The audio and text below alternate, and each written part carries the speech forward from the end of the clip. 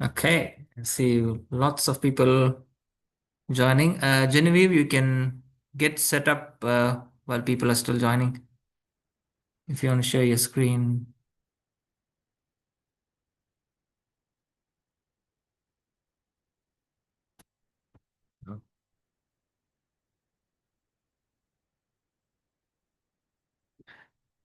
Yep, sorry, hang on, let me try again.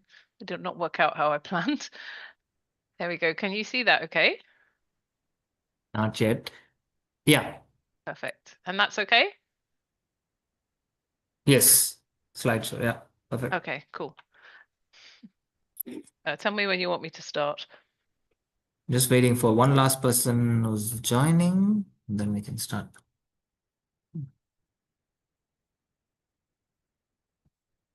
Okay, they might be facing some trouble joining. Okay, we can go ahead. Yeah, once again, welcome to day 3, the last day of the onboarding session, everyone. Thanks for attending all of the session and keeping up with us. I know this is a lot of additional work, but I hope it's been valuable to you so far. We will share all the recordings and all the slides from the last couple of days, including today, with all of you. And as I said on the first day, the next step is that I will meet you one-on-one starting probably from the end of February. So I'll set up Zoom meetings with each of the project teams, not just with the project leaders, but the other team members as well, where we'll talk about the project plan and then, yeah, we'll take it from there. So for today, for the first half hour or so, we have a presentation on fundraising by Genevieve Marshall, who's the IAU's head of fundraising, and she has a lot of experience in fundraising in the nonprofit and other sectors. So she's going to get everyone up to speed on, what fundraising is about and what sort of strategies all of you should be looking at. Genevieve? Great, thanks so much, Ram. I hope everyone can hear me okay.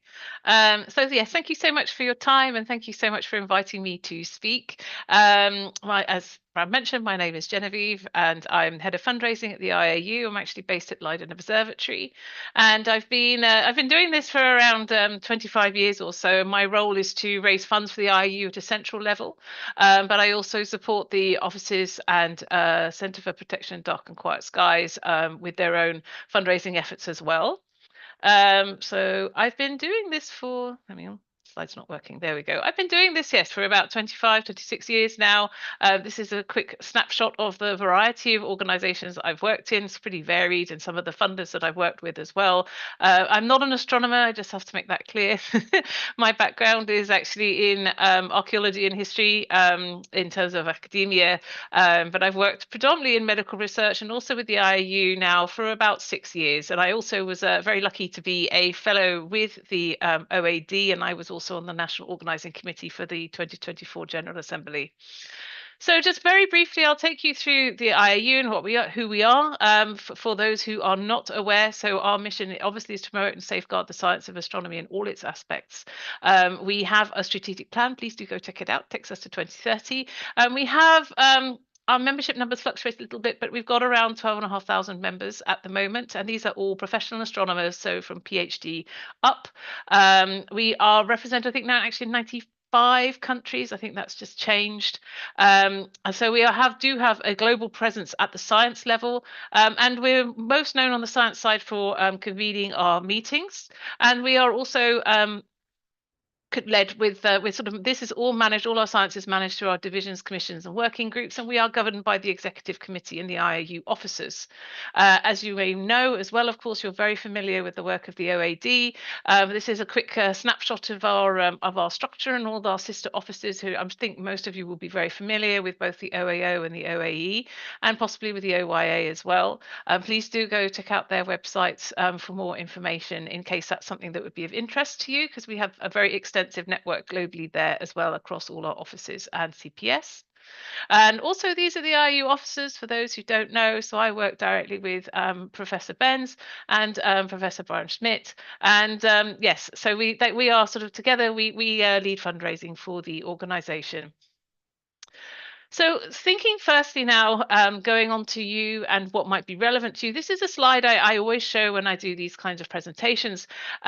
Because a lot of people say I need to fundraise. Everybody needs to fundraise. Everybody needs to make money, and I think that's very well established. There are only around these sort of five general broad buckets where money comes from to non-profit organizations, and I think most of you will either doing something through your own institutions or have non-profits of your own. Or maybe even working as individuals. So these tend to be sort of the five general categories which money will come into an organization. Now, within those categories, then we start to see quite a lot of differences and areas where you can really specialize and target. So I'm not going to go through every single one. You will get a copy of these slides, so you're welcome to take a further look. But what we often see for projects and organizations of your nature, of the nature that the OAD funds, is actually the scope of what you can actually apply for and actually generate in terms of fundraised income is actually quite significant.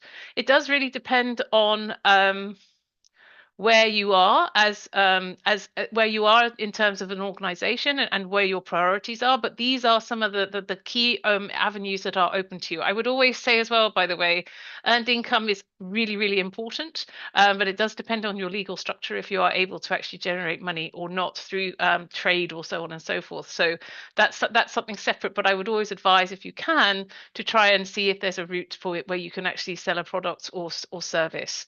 um, for the rest of it, I think you actually stand a lot of chance now. What we're seeing coming through is actually crowdfunding and the use of social media to drive engagement, to crowdfunding and to raise awareness of your organizational work. Events can be anything from hosting dinners right through to sort of quite major fundraising events. We typically see this in the UK, for example, or like marathons, sponsored events, so on and so forth. There's a lot of different ways in which you can utilize event fundraising, whether it's a private dinner and you're asking people for money. Community is really important as well. I think this is where we also will see a lot. I always advise people sort of look to your community, look who you can actually engage with and support you, because the community work will actually lead you to contacts, certainly on the philanthropic and corporate side. Philanthropy, I think most people tend to think I have to churn out trusts and foundations, I have to just churn out applications. That's not really the way it works anymore. There are sort of obviously regional variances with this around the world, but typically that sort of fundraising doesn't really exist that much anymore. It is all about who you know and the relationships that you are building. And again, looking at your community to see who you can secure money from. I really heavily advise organizations such as yours to look at embassies in your own country. There's a lot of funding that's available at a local level through embassies. The structure of institutional funding and development aid, of course, has shifted really dramatically, particularly in the last couple of years with the current US administration. But what we do know is that a lot of funding, particularly from European development agencies, is channeled through embassies. So it's very important to build those relationships with those entities.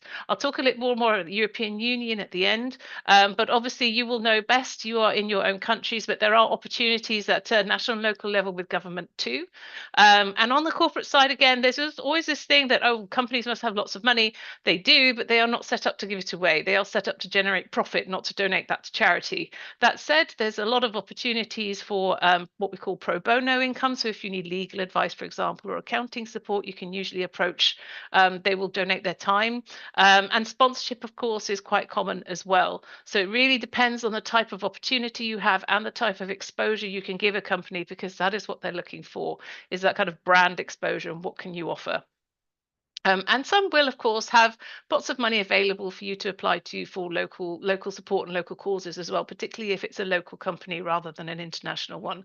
So it is worth, again, looking at your networks, looking at what you're doing to see what programs you have that align with their interests. And I'd say that's exactly the same for pretty much every single area of funding. What is it that you do which aligns with their interests? So make sure you match. So some of the trends we also see as well, obviously, having just said this, government funding is becoming very scarce, particularly up in for us in Europe. And of the cuts in the US have put this very big pressure on philanthropy. And that's why we are seeing this rise in crowdfunding. We've noticed it quite significantly in areas such as science communication as well. I would note that there are fundraising tools through Facebook and Instagram, but they are not available to very many people at all. Actually, it's quite, it's disappointingly very limited. And I'm sure you've come across these kind of challenges already. But that said, we'll talk a bit more about crowdfunding later, but there are opportunities there still. It's really important to go into coalition, and it's really important to collaborate with partners. It's not something you have to do on your own. It's really useful to find other people who are in your sort of area of work, who you may also be able to combine with together to deliver programs. And also influencing is really important too. So this is working with policymakers and your funders, and also influencing the general public to get them to understand the problems that you're dealing with, so that then they can also put pressure to release funds as well and challenge government to make changes and to support financially these initiatives. So also just a quick look at philanthropy. This is my area of expertise. There is a lot of money available. So that said, with all sort of doom and gloom, there is money available, but it is around influencing. So I talk about things usually from a Dutch perspective, but we do obviously have lots of philanthropy operating internationally, and actually countries like Indonesia, for example. We do see in the global south, actually, that's some of the most generous countries who give. So definitely don't feel that you are not able to access philanthropy, but it obviously depends on your local context, and you will be experts in that. There is a lot of investment now going into science philanthropy, particularly with, I think, some of the changes. So while it is terrible what is happening, it also presents opportunity, because more people are now interested in funding things that government traditionally used to do. So we do see a lot of foundations and major donors wanting to respond to some of these crises. So do take that and use that to your benefit. Oops, did I go one too fast? I think I did. Can I go backwards? Yes. So this is a selection of funders in science communication. That's the group I'm based in at Leiden, focuses on science communication. So this gives you some kind of flavor just for some of the funders that are out there. And there's a lot more than this. Some of these will be very, very familiar to you. Others will be not quite so familiar. But again, it's just to sort of show these are also people who fund internationally. Some, I think, Heising Simons tends to be US only, but please do get in touch with our North American regional office if you see opportunities for partnership. There's a lot of money out there, so don't feel despondent. There are a lot of opportunities that you can pursue, and I think we've actually just shared a call recently, Ram, haven't we, for Falling Walls Foundation for Global Science Communication. Whenever you see opportunities to apply for these kind of things with foundations and prizes and so on, you should definitely pursue those. So how does philanthropy work as well? This is again, it's a thing. Well, they don't know me. How do I make this happen? We have something that we call the donor cycle, and this is how we build relationships. So you sort of identify someone, you think, yes, that foundation looks interesting. For example, let's take a trust. You have to see if they're viable prospects. So we have what we call three criteria, which is, do I fit their cause? Do they have the capacity to give to me at the level I want? And do I have a connection to them? So does somebody know them who could introduce us? And then you start cultivating them. You get them to come to events. You start speaking with them. You solicit them. What we call what I should say is that solicitation is when you're actually at the point of asking. We see a lot of people stuck in cultivation. You always must make sure that you ask, as well as look after people, and then you steward it. You need to make sure you can report accurately on your grant. I know that that's one of the things that the OAD focuses on. It is very important to look after your donors and make sure you're following reporting correctly, and then it kind of goes back into that cycle again, because if you've had a successful grant program, usually it means you can apply again. So we follow these simple steps, and it means you can build long-term relationships with funders who will want to keep supporting you, the various projects that you have. Next slide. There we go. The other reason why I tell people to focus on cultivation and focus on prospecting, for example, if you want to raise 3 million euros, this is just to give you an indicative number. Some of you are working on much smaller sums than this, but the process is exactly the same. If you want to raise 10,000 euros for your project compared to 10 million, you can see that this is what we call gift tables. You can see that you need to do a lot more work if you are just churning out proposals that nobody really wants to see, to be frank, in this day and age, rather than actually focusing a lot more targeted communication conversations with prospects, looking at your network, seeing who you know, those conversion rates become a lot higher and give you a lot more opportunity. So while I think there is a certain amount of cold, what we call cold prospecting, that you need to do, ultimately you should be looking at trying to move these people to what we call warm. You're going through that cultivation process, so then your chances of success are a lot higher. So do make sure it's worth putting that work in. It is a bit challenging sometimes, especially when you're a small program and you do need the money. But this is a long-term strategy, and it will definitely help you for the future once you sort of think about the next phase of your programs. So where do you begin with all of this? So just to clarify, you map your contacts in fundraising. We call this prospect research. This can come from a huge range of areas. You know, where do people come from? Where are they? How do I even find these people? In universities, of course, we have alumni, but you have volunteers, you have industry, you have advisory boards, you have your own boards, and the amateur community and your volunteers are really there's really an opportunity there. There's a lot of people very passionate about what you're doing. And by preparing sort of the information on your organization saying, hey, we need a bit of help, you'd be surprised at how many people suddenly go, oh, yes, I know such and such. And then before you know it, you're having a conversation with a funder you didn't think was possible. But in order to do that, you do need to define your ask. And this is just a few examples of what that could be. Is it, experimental research, of course, at Leiden? Is it seed funding for a particular program you're looking at trying to scale in 3 years' time? Is it grants for students to be able to go and study between universities? Or, do you need something physical, like a podcast, for example? What kind of what kind of program is it? You must define that very, very clearly before you start to go out and engage your audience. And there's tons of ways you can do this. Again, this depends on local and cultural context. But in special events, for example, do you have a cool speaker that people would be really interested in seeing? Is there like a night skies picnic, for example? I know there's some really innovative ways in the community that people are engaging with their audiences. You just invite them, you come, you have like a closed, VIP type session, one-to-one meetings, of course. And the other thing to bear in mind is, can you give recognition? So this, especially for corporates and some trusts and foundations and major donors, this really feeds into what visibility can you potentially give people? They do like that. So what opportunities do you have available? Now, I'm going to focus just my last few slides just specifically on crowdfunding, because I think this is very relevant to the audiences here, especially as trusts and foundations and these sort of endless lists of trusts and foundations can feel a bit overwhelming. But social media and crowdfunding is very rapidly becoming one of the key ways in which to reach new audiences, get people aware of your work, and then drive them towards fundraising platforms.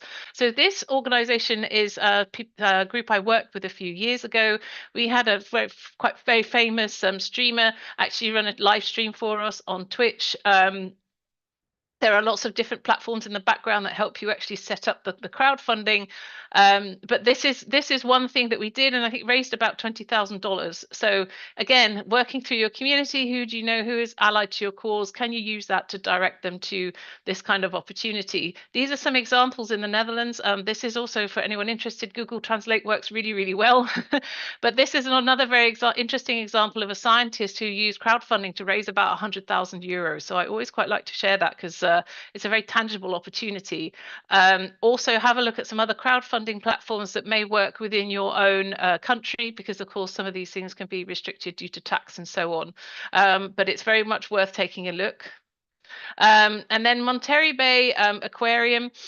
This is just another one that I really love. I'm sure some of you who are familiar with YouTube, these are just really nice opportunities to be able to share and share your live streaming. If you've got people driving to your platforms through social media, this is a really good opportunity to do that and to start doing some kind of innovative kind of live stream and income generation from YouTube. I think there's another one in Namibia, which is a watering hole, and you can just sit there and just watch all the animals. My daughter and I have it on for several hours a day. These are sort of really nice techniques that get people aware of what you're doing, and as well as supporting you financially at the same time. And you can have a donate button on YouTube too.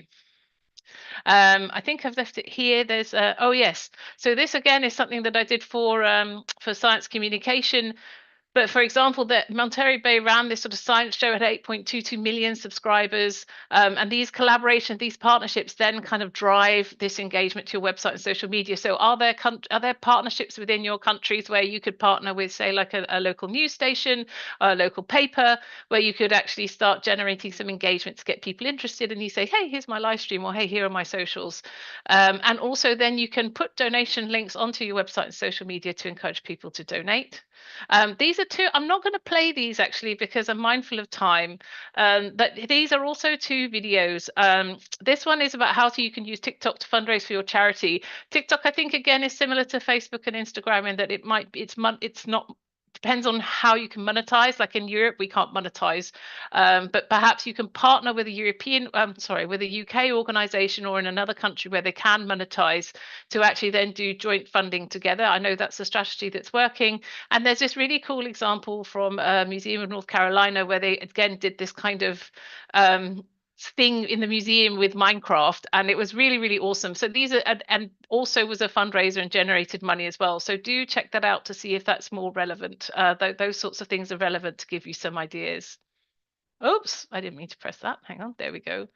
Um, where to next? So finally, what does this look like? Where do you go with some of these ideas? I think if you're in an institute, for example, if some of you are in Europe or in countries where your institute is doing some sort of fundraising internationally or regionally, always obviously double check with your leadership before fundraising, and but also maybe have a discussion with your department leadership too. I think what we're seeing increasingly, particularly between Europe and Africa, are collaborations sort of between the European Union and African continent. This is perhaps something that AFAS could also talk to as well, Ram, at some point. How do you collaborate with researchers and with partners who are in Europe? Because in order to access European Union funding, it does need to be done by an EU institution or by in certain instances by someone in institute in the UK. So do look at that partnership building to access some of these funds that are there. Embassies are, again, as I mentioned, is where a lot of the development agencies are, but also INGOs as well. And I know that Ram, I think we've had some programs in the past who have worked in partnership with INGOs. So it's really worth looking at the people who are operating in your country because they already have all of that framework set up to access some of these other funds that would be very difficult for you to do. So again, it's about partnership working, we're thinking like UNICEF, Save the Children, organizations like that. Just specifically on EU funding opportunities, they are quite overwhelming again, which is why I think you need to work with an institute and become a partner on some of these calls. You don't have to apply for them, directly. Horizon is obviously a very famous one. That's where we do all our research. But there's other things such as European Researchers Nights. If you're in Europe, I'm sure some of you are involved in that. Other things like science journalism initiatives. We have the Cost Action, and Erasmus Plus is a really good one as well. So at Leiden, we've been able to host countries such as Nigeria, Colombia, Armenia, and others. So again, it's about having those partnerships with European institutions for mobility and for Europe, partnerships beyond Europe as well. A couple of other ideas just on reading up. If you're into science communication, it's worth sharing. And for free resources on free grant alerts and so on, Funds for NGOs, some of you may be familiar with already, but that's a really good resource to just have a look at what calls for proposals are out at the moment, which funders are funding in your area. They have a really good free network, and I think if you sign up for a year, it's about €42 per year, and it gives you access to a lot of resources and information. So I know that's quite a lot of money for some people, but it's worth thinking if it's worth an investment or not. There are open calls available. They are hugely competitive. So again, if you would like to try and maximize your chances on an open call, do make sure that you are trying to see if you know people at the foundations or know people who could get you into those foundations to have a conversation in advance. And I think that was it. Thank you very much. Thanks, thanks, Genevieve. So Genevieve has been giving this presentation, I think, for a few years now to our projects.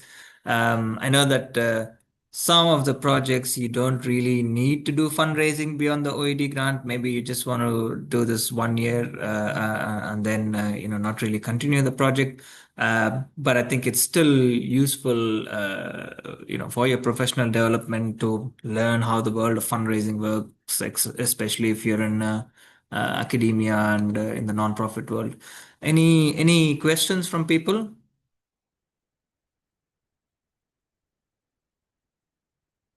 Uh, I don't see. Oh yeah, Anneli? So thank you, Genevieve. It was very illuminating. So I was the only part that I didn't understand very good is the part where you call the cold and the warm. I don't even remember the term. So you can explain that again, please. Absolutely. So what we call cold prospects are people who you have had no contact with whatsoever. They don't know who you are. You don't know if they align with your interests, and you don't know if you have any connections there. A warm prospect is where you have a connection to the organization, so somebody can introduce you, or you know someone there directly, where you have alignment with what they're interested in funding. So do their funding policies and priorities also match the work that you're doing? And do they have the ability to give at the correct level? So a lot of organizations, for example, will not fund above a certain amount, whilst others will only fund up to a certain amount. So you need to make sure that that matches with what your needs are. So when you have all those three, and then you're in a conversation with them, and it looks like you can submit something, submit an ask at some point, then they become a warm prospect. But it basically means that they know about you and you know about them, and you're having a good conversation. You can be a good match. Right. Okay. Yeah, thank you. Any other questions? I have a question. Yeah, go ahead. Okay, so as a early stage non-profit platform like ours, how should we build credibility or trust with potential donors? If you give some suggestions. That's about getting yourself known, I think. So do you have any other funders at the moment? Or is it simply the OAD? Actually, this project got not, it was not a fund, it was a prize money in a competition, because ours actually include kit box that we will sell with some waiver systems for those who cannot afford, and low cost price. And so yeah, initially it was kind of a business model. So yeah, it got champion in a eco business competition idea. And and then OED was the second one. But I didn't try for fundraising for it in any other platforms yet. So And which country are you in? Bangladesh. Bangladesh. Okay. So one of the really good ways to do that is by starting to attend events where there are other nonprofits, particularly INGOs, because I know they have a big presence in Bangladesh. So starting to build your connections and network there. There are a lot of networking events. There are a lot of investor and funding events as well. So it's just a matter of starting to go out and speaking to these people. So you can be quite proactive in that. Just take a look to see if there's local philanthropy forums, see if there's local opportunities to meet with other fundraisers, for example. So it's doing a bit of research on the community, which I think you've probably done already. The other opportunity as well is to go and speak at where there are potential investors. So trying to get yourself on the agenda. Can you present at conferences, for example? Can you be where can you be presenting? Where can you be promoting yourself?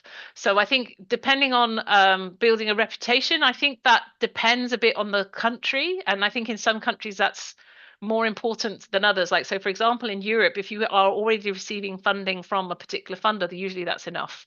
Whereas I know in other countries, you kind of need to have a bit more of that presence, right? So I think Indonesia is similar, where you need to have, I think what you're talking about, where how do I get more reputation? How do people know about me? So part of it, you can be really proactive, I think, and just go to events and start meeting people and speaking. But also what you could do perhaps is host an event yourself and invite people to come to your event. Like, is it possible to get the people who awarded you the prize to also join you on stage and talk about it? Or again, could you maybe do a conference in partnership with them? Could you have a session to host? So those tend to be some of the more typical routes that we see. And then, of course, the other side of it is your social media, and how that would work with a local context. Also, media journalism as well. Are you able to get into, are you able to have meetings with journalists and so on and so forth, and get into papers and relevant media that people that helps you raise your profile? So those tend to be the main routes in. Okay, thank you. All right. If there are no other questions, I will let Genevieve go. I know that you needed to leave soon. Thanks again, Genevieve.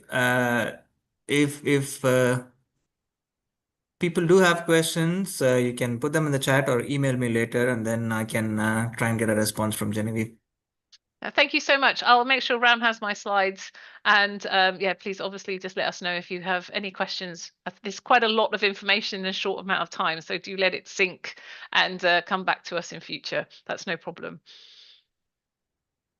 Thank you. Thanks, Genevieve. Everyone. Bye-bye. All right, so now we move on to the second part of the session, where we talk to some of the previous projects funded by the OAD. So let me just look at the list. I have Barco bringing astronomy to rural communities in Colombia. I think Natalia is here. Yes. If you just turn on your camera, I can just spotlight you. Oh, there you go. And then we have the Imager project from Kenya and Uganda. I did see Anne. Oh, now I lost you. Oh, there you go. And then we have the astronomy videos or Kainat Kids project from Pakistan. So we have both Salman and Roshan here. Okay, is there anyone else from your teams who's here? Is it just okay? Perfect. Okay, so 30 minutes. We're gonna have to be quick, I think, in our responses. So can we start with very brief introductions about yourself and your project, please? Maybe like 60 seconds. Can I start with Salman and Roshan? All right. Well, thank you very much. Thank you for inviting us here for this roundtable. So my name is Salman Hamid. I'm a professor of astronomy at Hampshire College in the US. And I founded Kainat Studios, which creates content, including videos, for both kids and grown-ups, with the main idea behind to use astronomy to build curiosity. And we've been doing this for the last 6 years. And Roshan, you can go ahead. Thank you. My name is Roshan Bukhari. I am based in Lahore in Pakistan. And I work within Kainat Studios. I manage the Kainat Kids channel and project that we're working. We're focusing on kids aged 10 to 16 years, trying to foster not only curiosity, but also trying to unify cultures from different parts of the world, especially Global South, and specifically in South Asia right now. And I am also a live host in our videos on YouTube. I also work as a producer, writer for our episodes. Thank you. And if I can just add one thing, our videos are predominantly in Urdu/Hindi. So that's, they're not predominantly in English, but we also have English videos. Yeah. Excellent. Anne? Yeah, thanks, Rama. Yeah, my name is Anjeri. I'm a postdoc at Newcastle University, and I've been leading this Imager project, which is Swahili for Elimisha Msichana, Elimisha Jamii, that is English for Educate a Girl, educate the entire community with astronomy, where we carry out astronomy-related outreach, STEM workshops, and provide scholarships for girls in rural Kenya and Uganda, with the key objective of ensuring that these girls complete not just primary education, but also secondary education. So we provide a number of programs just to support them during this journey to ensure that we improve the quality of the education and also improve the educational outcomes by ensuring that they actually complete secondary education. So happy to be here. Thanks, Rama. Great. And Natalia? Yes, hi, how are you? I'm Natalia Oliveros Gomez. I'm from Colombia and I actually PhD in astrophysics in Johns Hopkins University in USA. Um, I usually do my research in astronomy in Brandorf, but I work in these things of outreach with RECA, that it's a network of Colombian astronomers in my country.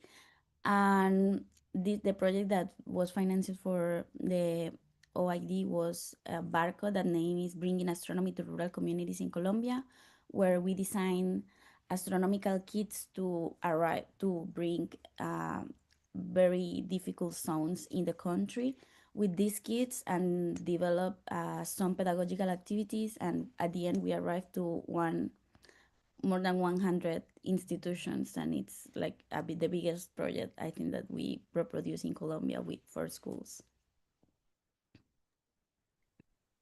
Great, let's get right into it. So someone just asked a question. Sheikh Samia from Bangladesh just asked Genevieve, how do you actually build reputation when you're starting out, right? I think most of you are from academia. So how did you even begin to build those connections outside of academia, the people that you wanted to work with, the communities that you wanted to work with on the one hand, but also the investors or the funders and the philanthropies on the other hand? Like, what was your process like? How did you go about it? Who wants to start? Yeah, Salma. Well, this is a tough question. So I mean, one thing we should mention there, I mean, that it is difficult, and there is a lot of work that goes behind it, and a lot of the attempts are unsuccessful. But it's the successful ones and how you cultivate that. I think that is the key point. So two things I can mention. One, having an IAU grant actually helps a lot because Mm. it actually provides reputationally, it actually is a huge benefit because you can show when you contact somebody else, you can actually mention that International Astronomical Union Office of Astronomy for Development has actually vetted your proposal, has actually it does have confidence in you to give funding, and that actually goes a long way. So that is, I think, one thing to build reputation, and it goes from small steps. And I would just mention one other thing, and that is it's not always about money. I mean, reputation is so we have a nonprofit, and it took time for us to build. And initially, if there are opportunities even without money, you actually volunteer for that. And we were asked to help with a museum in Pakistan, and Mm. we actually have helped them for the last several years. Uh, Eventually we hope that they are also going to support us, but they haven't, but that's okay. Yeah. Again, two things: one, our relationship built with them, and second, we can then say we are helping a museum work even though there is no direct financial transaction. So I think it takes little steps, and some organizational um, support behind you that you can actually show, either monetary Mm. or non-monetary. Natalia? Yes, I want to complement that answer, that it's super important that Salman mentioned. But before this grant from the Office of Astronomy Development, we worked like 3 years without any funding, like doing everything profit and virtually with institutions, and that give us first the experience to later start to say, okay, we can now apply to money to have Mm. more bigger projects. And after the this grant, we win a engagement prize for public engagement. So that was like the second step that we noticed. Okay, that was impactful in our projects, and right now we have 3 or 4 extra fundings that we win from other institutions in Europe to run new projects and extra or run again this same project but in other uh, level. So this is the first step, but yes, we need to apply like, I don't know, 10 places and we receive a couple of rejections. So it's part of the process. And I think that that is also super important to consider it. But if you apply, it's more guaranteed that you have to have a successful answer. And Yeah, so thanks, Rama. So I think first and foremost, you're here, so that means you've already built your repetition if you have the OAD on board, which is a good starting point. But just to build up maybe on the points, the first point given by Salman is that, and I'll speak from my own experience with eMajor. So the OED has funded us for the last 3 years, but then last year was the final year of our funding. So the key question was what next? And we've tried raising funds. Of course, I have other responsibilities as a researcher, and I've not like really dedicated a lot of time in looking for funds. And of course, there's always that issue of sustainability. What next after the OED funding? And what has happened is that I approached the SKO and told them OED has been funding us for the last 3 years, and now we are coming to the end of it. And next year we don't have funding, and yeah, we don't know. And this project has been very impactful over the last 5 years, 6 years. We've engaged over 40,000 school girls, their parents. We've built school infrastructure with the OED funding. So I approached them, I pitched an idea to the SKU, and they've never done this before, but this year they agreed to fund us on a similar model as the OED for the next 3 years. So yeah, so you can already see once you have a backing by OED, it's easier to pick up from there, and already you have a reputation, you're building a reputation. And the second thing, I think the most important thing for me is the community engagement. So if you're working with the local communities, because at the end of the day here, we are addressing some of the SDGs. So you need to work with I assume you're working with the local communities. And for me, the best thing or the best way to go about this is actually engaging with the local communities directly, like create time, meet these local communities.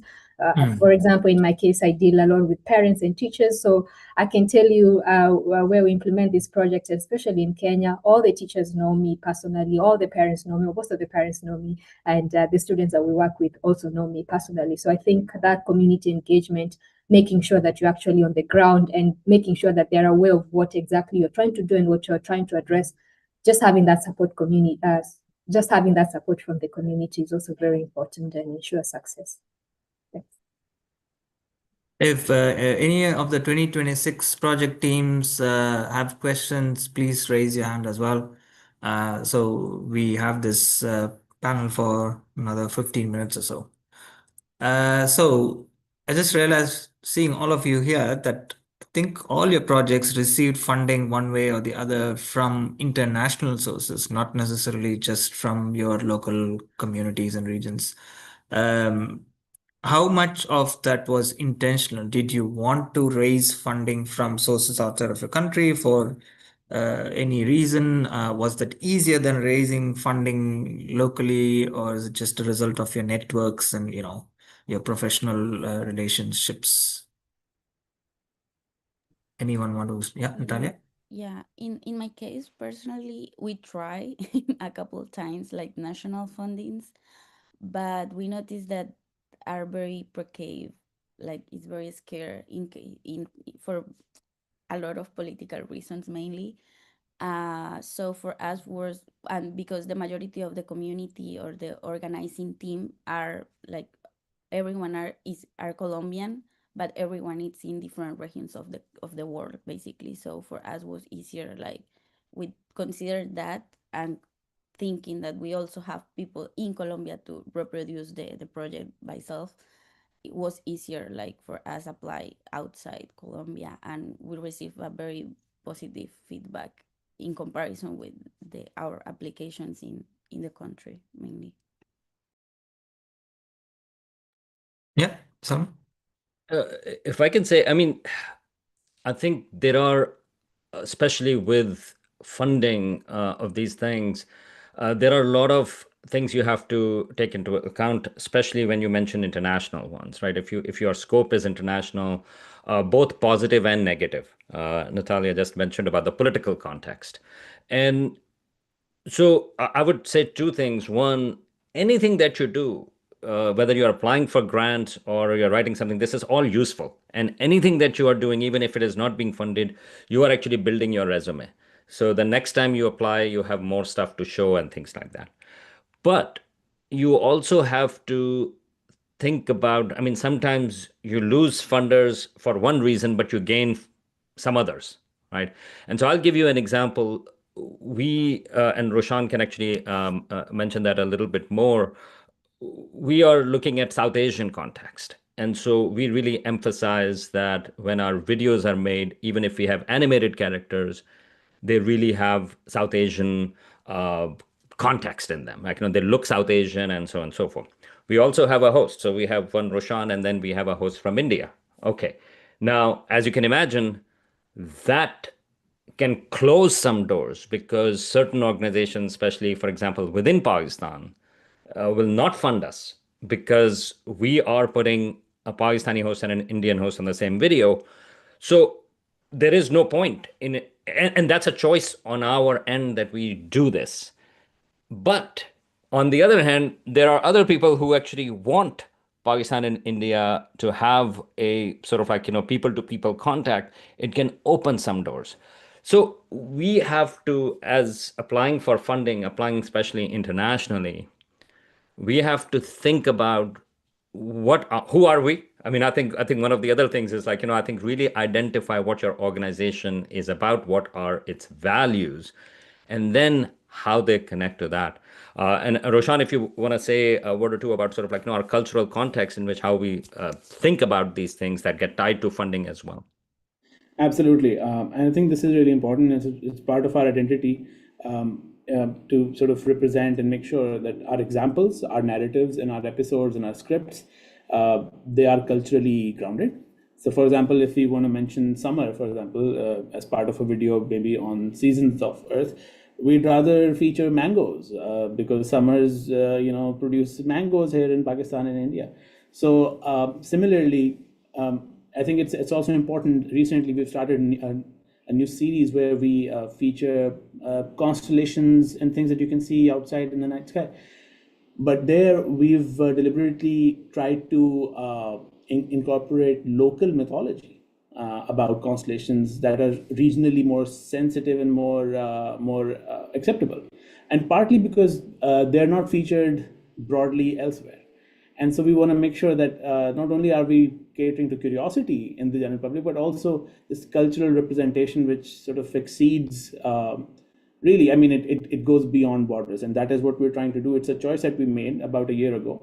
And so, yeah, I think that to us is the right direction that we want to move in. And as Dr. Salman said, I mean, that does come with some caveats in terms of funding, but I think it's a long race. So even if we lose some, I think in the more distant future, we actually gain more traction. And I think people do appreciate the fact that we are going beyond borders here. Anne, do you want to add something? Maybe Rama, you can repeat the question. Just about trying to find funding locally versus internationally. Yeah. Okay. Yeah. So for us, we don't have like many options when it comes to local funding. We don't have specific grants where we can apply for locally. Locally, I mean Kenya and even Uganda. I haven't seen that yet. So that means we're primarily left with the international options as of now. So yeah, basically that's what driving factor is that we. So the thing that we can get locally maybe is in-kind support. For example, our programs are mainly offered by university students. Of course, they're given time and allowed to travel to these different places. And also, for example, in Uganda, we also work with the lecturers. Of course, they're given time to go and carry out this activity. So apart from in-kind support, when it comes to actual grants, we don't have very many options locally. So just have to apply internationally. Okay, yeah. On that though, so my next question is really about the level of effort required, not just to run the OED project, but to sustain the project and maybe build an organization out of it. So Natalia mentioned they were working on a volunteer basis for many years, and I know that you manage like a huge network of people in Kenya while you are in a different country, and same for Salman and Roshan collaborating across the world. So it can't be easy. Did you at any point consider sort of establishing a formal organization? Like, what sort of conversations did you have within your teams? I know, Salman and Roshan, that you have a nonprofit, but at what point did that materialize? Maybe we can start with Anne. How is the organization structured, and what were the discussions within the team? Yeah, thanks, Rama. So I think when we started the initial idea, of course, we wanted to be a nonprofit because I think we found out that when we are applying for this international funding, sometimes they want evidence that you're actually registered with the government. For example, I needed to provide evidence to the SKU that we registered with government. So this was I don't know whether we had a conversation, but I think from the very early on, even before we applied for our first OAD funding back in 2020, we had already tried to register with the government. That was during COVID. And the second thing is, sorry, I lose my train of thoughts. Maybe someone else, I'll get back to this, sorry. Yeah, that's fine. Yeah. Salman and Roshan? Yeah, so I mean, I think I will connect financial and organizational things together because I mean, I think everybody is limited by that, and so you build once you have funds. I mean, I think so. We have always worked bootstrapping it. So if you have $10,000 in total, well, you cannot hire 5 people, right? I mean, so I mean, so you build step by step. If you get another grant, okay, so what are you going to add to that? But there is a chicken and egg problem here, because for a lot of funding, you require an organizational structure to be in place, right? So there is that aspect to that. So, and then where do you register it? So this is also, again, national, international aspect to that. So I am the only one in the US for this organization, Kainat Studios, and everybody else is either in Pakistan or in India or somewhere else. I mean, people have been actually right now. One of our persons who work for us is doing his master's in Baku, and so. And so for us, we did register it earlier on. I think in 2019, 2020, we registered it as a nonprofit, but in the US. And that was a very deliberate reason, because for a lot of funding organizations, at least at that time, it was considered that, okay, well, if you are registered in a particular status, it's called 501c3. If you are registered in the US for a certain things, then all of your financials are being audited properly by the US tax system. And so the donors are really concerned about how you are going to use your funds. And so that's the reason why we registered over there.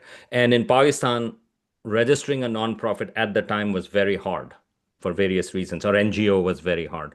But we are discovering now, but then there are donors in Pakistan that are not going to give money to the US. So we are actually in the process of registering as a nonprofit in Pakistan as well. But it takes time, or at least for us.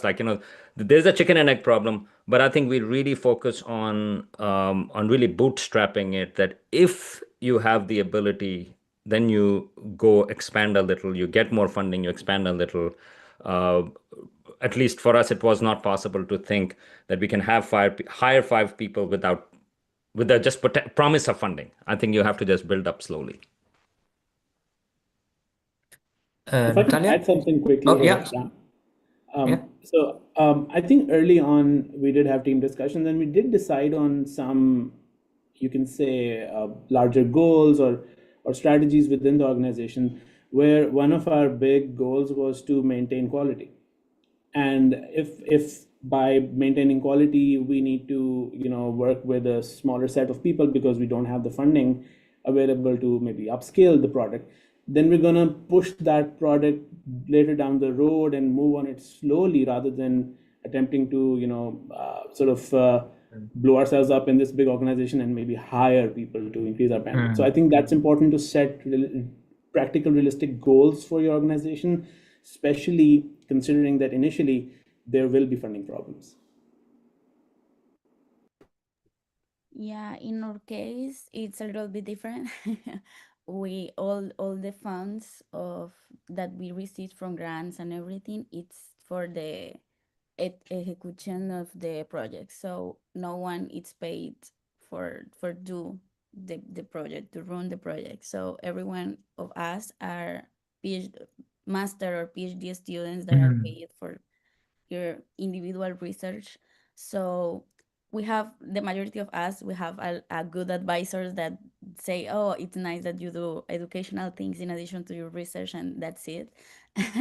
But it's hard. So I think that for us, the most important key is the organization, like divide the task of all the project, and everyone knows who is his or her role in the project and what is like the deadlines and everything. So I think that for us the most important thing is that, like, the organization and the compromise to end a task that it's imposed at the beginning of the project. So it's hard because we know that some parts of the project are harder or need more time than others. So also depends of the capabilities of each of the person. So yeah, in my case, for example, I like more the communication and the design part than the contact with schools directly, but both are super important and both have a lot of contribution to the execution of the project and everything. So yes, so yeah, it's a little bit different, but it's also like the organization part and the compromise for all the people that it's working on. Okay, I see that we're almost out of time. Sorry, maybe I can just add one point to Yeah. that. What has really worked for me, considering that I'm based in the UK, so at the end of the day, of course, it's impossible to hire a staff with 10,000 euros a grant. So in my case, what really worked for me is that I got a project manager, and yeah, we did pay them not a lot, but the working formula here is that we'll pay them, so they will work part-time, so we'll pay them when needed, if and when needed, not throughout. So when they did something for us, that's when we paid them. And that was very useful because it just helped me to manage this group of people, because I have like 100 volunteers.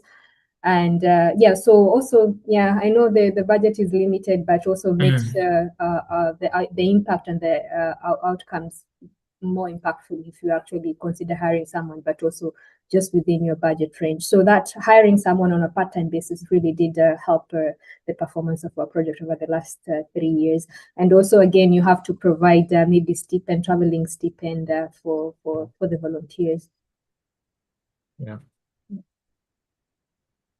Yeah. So I think let's maybe move on to closing because there's only a couple of minutes left. So I want to ask each of you, maybe give us a brief insight into what is the future of your project or organization, and anything that you want to share with the 2026 cohort here in terms of how can they work with you, collaborate with you, or materials that you have to share. And perhaps you can also add the links to your websites at the end. Can we start with you, Natalia? Yes, of course. Well, right now the Barco project, it's in a phase 2. We are doing like a new version of the project with a small group, considering like all the learnings that we did in the first version, mainly focusing the necessities of the professors and the specific cases of the different contexts that are each of the schools, because are around the different regions of the country. So that is one of the improvement. And right now we are also working in a new project that it's also a collaboration with Switzerland, with a pedagogical a comic activity that they have, and it's super useful. And we are starting with with new schools in the country and everything.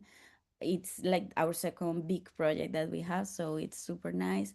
And I think that one of the quick reminders to take away, it's one of the Salman mentioned about the what it's like your moral, no, like your standards. I think that is the most important, because at the end, when you do this because you love do this, that is the most important result. Like, notice how impact in the people that you bring.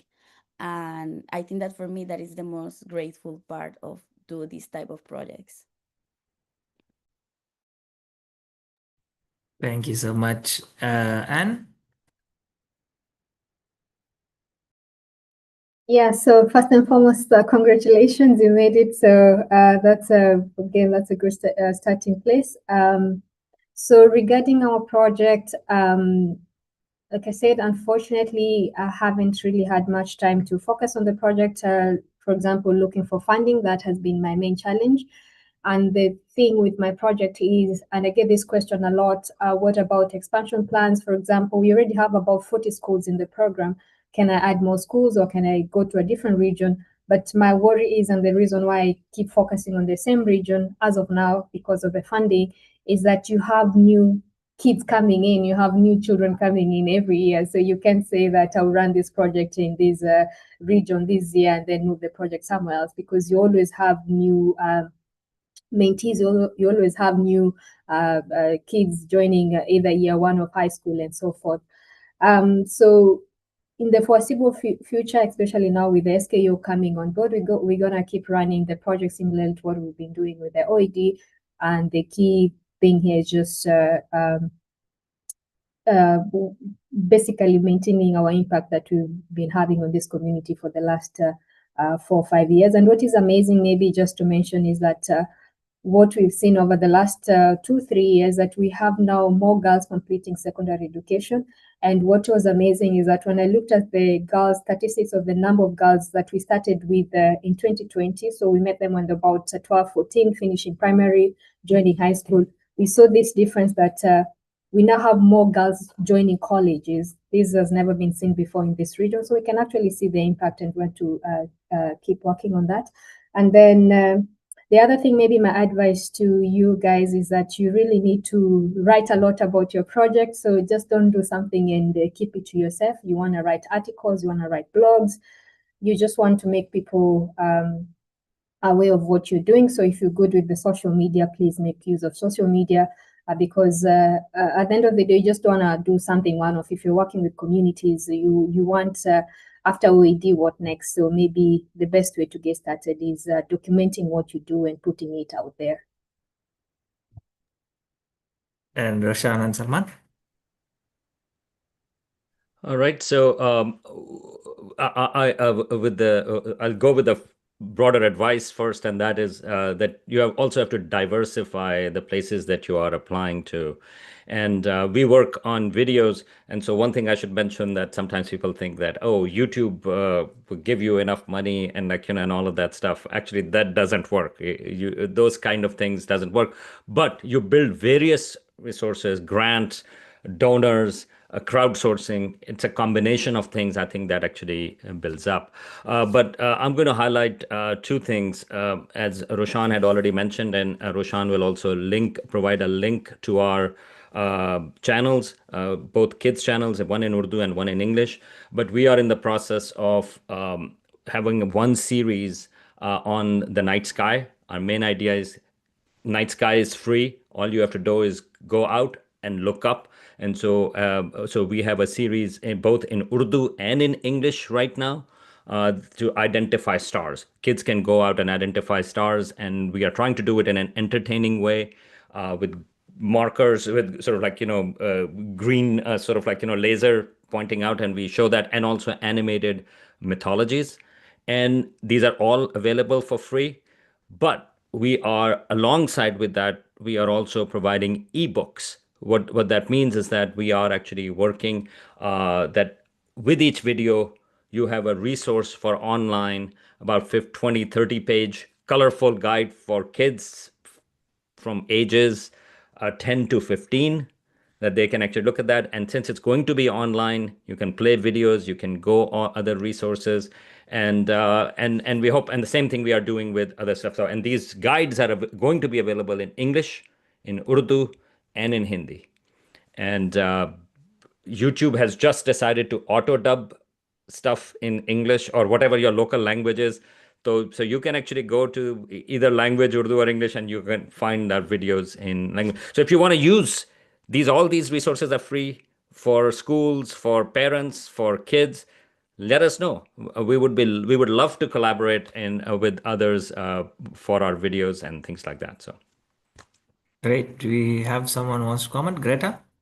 Yes, we are very interesting to incorporate in our project, which is an astrotourism project in Greece, to incorporate your videos about dark skies and the way that the students could, or young people could be involved to learn about constellations. So please let us know the links so we can put them in our website. we would love to do that. I've put in my email, and Roshan, if you can put in your email as well, we would love to do that. I think that would be really cool. Okay. All right. Any other questions? If not, we can let them go. Scroll through it. Okay, bye. Bye. Thank you so much. Thank you.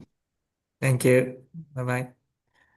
Okay, so for the projects, before you all go, so we have a optional networking session now. I don't know what I did, Joy. Why is it now spotlighting? It's not spotlighting on. Oh, okay. My view is different. Okay, let me see. There you go. Okay. So I just copy pasted the link to the 2026 projects in the chat. I'm sure you've seen it already. But if there are any projects there that you want to chat with today, because we are already all here, and it might be easier to just have a quick conversation with any other projects that you think are aligned to yours. We can create breakout rooms for you, or you can exchange contact details now directly. So just have a look at the list of projects, and then you can ask to link up with any of the other projects.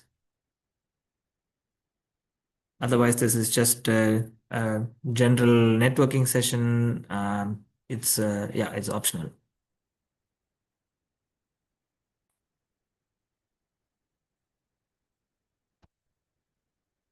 But please have a look.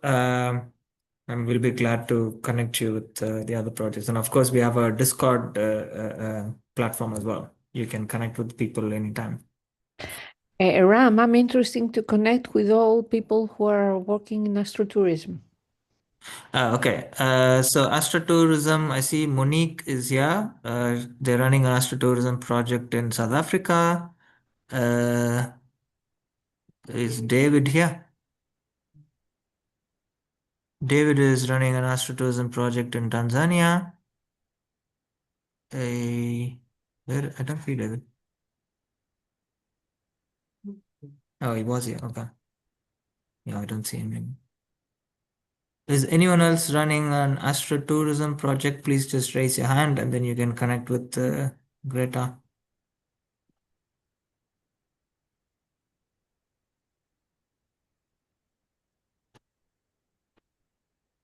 Anyone else needs a quick connection? If not, I will just like to remind you of the session tomorrow. Again, that's optional, but I hope that you are able to attend and listen to the 2025 projects present their results. Just getting the link. 2025. So this is the link for tomorrow. you can register. And this is a public event, so feel free to share with other team members and anyone else who might be interested.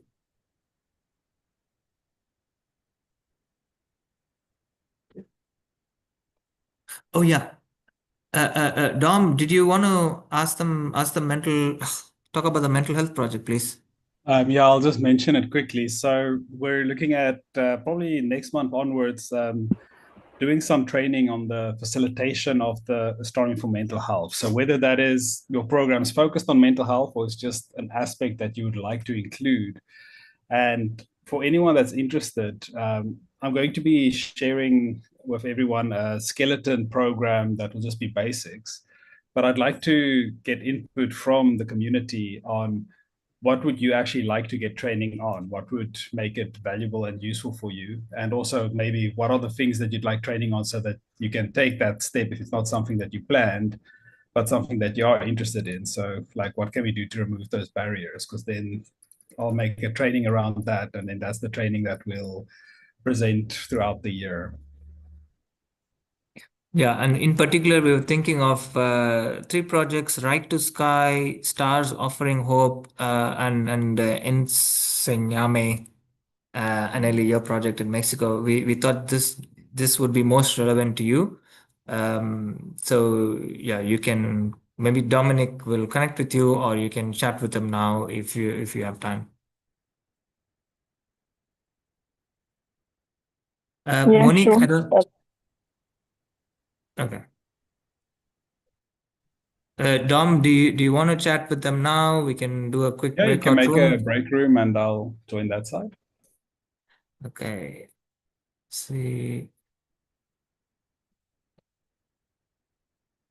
Okay, so this is for anyone who wants to learn about the mental health facilitator training.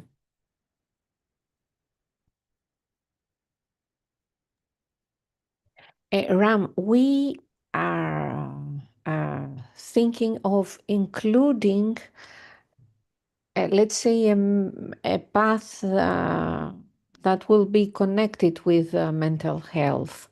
I mean, something very simple, of course. So when we conclude and see exactly what we mean, probably then we can get in touch with Dominic. Yeah, for sure. Yeah, definitely. But yeah, for anyone else, I'll jump into that facilitation room if anyone wants to. Yeah, I think I opened the room, so you should be able to see it. Monique, can you hear me?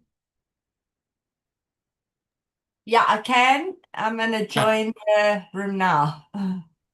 No, we had a. Yeah, sorry. So Greta, who's running an astrotourism project in Greece, wanted to know as well. Yeah. who else is running astrotourism. So I mentioned your name and David from Tanzania. If you guys want to do a quick meet up in a break room, I can do that for you. Happy to. Okay. Very nice. Sure. How do I open another break room now?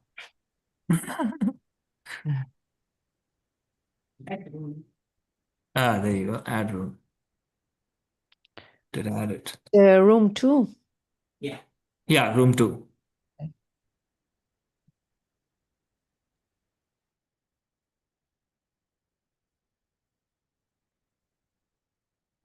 Tourism. Okay. All right. If anyone else needs a connection or otherwise needs anything from us, please let us know. We'll leave the rooms open for a bit, but you're free to drop off as well. Like I said, please join us tomorrow if you can. Otherwise, we'll be in touch by email. Thank you. Thank you so much for your time over the last few days. Hello. I Thank you couldn't so raise much. the hand. Actually, I'm not finding it here. So Yeah, me neither. Say again? We can't I find couldn't the raise. room. Okay, this is Sami speaking. Yeah. So I couldn't actually raise the hand. I'm not finding it. So yeah, just let me say. I wanted to ask that, I mean, our project doesn't connect, directly connect to astrotourism or mental health, but it connects to knowledge and skills development of students. So teachers. So I noticed from the OED Facebook page, OED shared so a project about a project to teachers. I mean that was kind of similar to our project. Some kids are school students, working with school students or something. And I also, I mean, in the from 18 projects, I noticed that there, one project, I guess, in Kenya and one was in Nigeria. I mean, I think these projects connect with us. And also, I couldn't actually say Natalia, I guess her name, when the four people was talking. So yeah, she was saying about in her team, everyone works like kind of voluntarily, and they're doing it for 3 years. And they're also like she also told about some educational kits, astronomy educational kits. So I couldn't actually ask her that how can I connect with her, or I mean, for some suggestions or something, because in my team, my teammates are not getting paid. We may provide them something, if we get some from the revenue we shall have from the kit selling, but for maintaining sustainability, that won't be much. I mean, so how to continue this voluntarily, keeping people like, okay, now my members are working here. After 1 year, when the OED will end, the journey with OED shall end or not. But they might then feel that, okay, now it's not something belong to a international platform, so why should we serve voluntarily? But how can I continue? Good. Yeah, it's a good question. So I can connect you with Natalia. Just drop me an email or WhatsApp message later. I'll share her email address. It's a good question. And like Genevieve was saying, this 1 year of funding that you have from the IAU, try and use this time. I know you have a lot of other things to do. You have to run the project, but you also try and use this time to set up for the future, because for this 1 year your funding is guaranteed. You have the reputation as an IAU project, so use this opportunity to approach other funders, think about your strategy beyond this IAU grant. And there are volunteers who will support you if they are passionate about the mission, and I think a lot of that comes down to you as the leader of the project. If you're able to inspire people to support you, I think you're already doing that. People will support you on a voluntary basis, even if there's no IAU tag, or even if there's no financial incentive, right? You just have to really look for the right people, and that's the one side. And the other side, as you mentioned, is if you can generate some revenue, that's always a bonus. Then you can at least cover maybe some stipends or travel costs or some other costs. You can acknowledge and recognize them in other ways, even if you don't give them a salary or a stipend. Yeah, no, actually my team members are truly passionate about what they're doing, but they can get busy with their academics, or then need new members. So yeah, that's what I mean, if I can connect with Natalia, then she might guide me through the process more, and Sure. as she's more experienced than me. So yeah. Yeah, I can do that. Okay, thank you. Actually, your project also fits under theme 1, right, Joyful? It's not astrotourism, but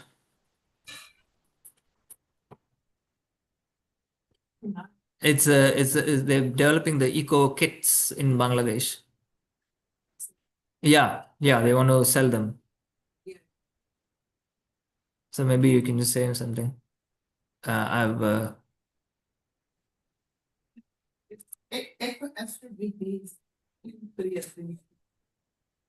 not theme 1, you think? Okay. Are you selling your kits, or you plan to sell the kits, right? I mean, we are not selling it yet. I mean, we shall sell the kits later through the project after we do the seminars and workshops and reach the audience and basing on their needs. And if making this available, like now, if a student go to a market asking for a star chart or something, they won't get it. So yeah, if they want it, so yeah, they can have this from us. Okay. All right. Anyone else have questions?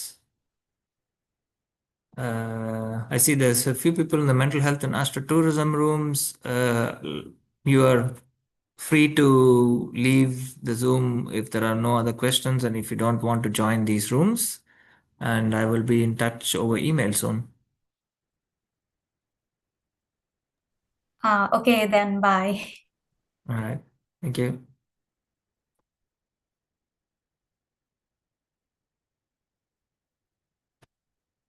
Same goes for everyone else. If you're not joining the two breakout rooms, you're free to leave and we'll be in contact.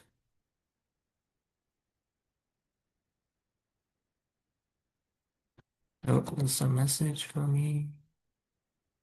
How can I get into the mental health room? Okay. Audrey, Little John, there's two of them. So maybe try and move both of them to the mental health room. Audrey, we'll move you to the mental health room just now.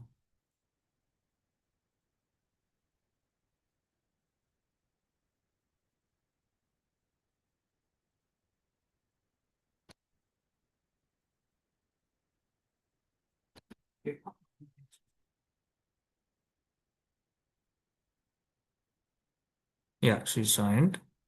So it's just Asasiwe, Pablo, and us. Okay.